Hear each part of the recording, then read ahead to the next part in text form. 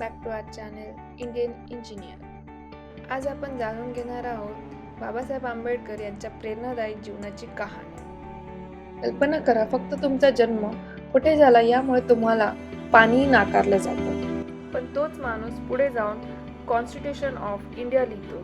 ही आहे डॉक्टर बाबासाहेब आंबेडकर यांची प्रेरणादायी कथा. 1891 साली जन्मलेले बाबासाहेब लहानपणापासूनच प्रचंड भेदभावाला सामोरे गेले. शाळेत त्यांना इतर मुलांसोबत बसू दिले जात नव्हते. पाणी स्पर्श करण्याचीही परवानगी नव्हती, पण त्यांनी हार मानली. त्यांनी शिक्षणाला आपलं सर्वात मोठं शस्त्र बनवलं. बाबासाहेबांनी कोलंबिया युनिव्हर्सिटी आणि लंडन स्कूल ऑफ इकॉनॉमिक्स सारख्या प्रतिष्ठित संस्थांमध्ये शिक्षण घेतले. त्या काळात जिथे त्यांना मूलभूत हक्कही नाकारले गेले, तिथेच त्यांनी अनेक पदव्या मिळवल्या आणि ते जगातील सर्वात सुशिक्षित नेत्यांपैकी एक बनले. त्यांनी फक्त स्वतःसाठी नाही तर लाखो लोकांसाठी लढा दिला. समानता, पाणी आणि मानवी हक्कांसाठी त्यांनी अनेक चळवळी उभारल्या.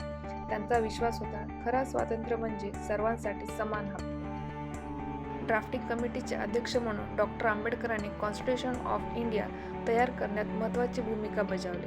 त्यांनी प्रत्येक नागरिकाला जात, धर्म किंवा पार्श्वभूमी काहीही असो, समानता, स्वातंत्र्य आणि न्यायाचे हक्क दिले. त्यांचा संदेश आजही तितकाच प्रभावी आहे. शिका, संघटित व्हा आणि संघर्ष करा.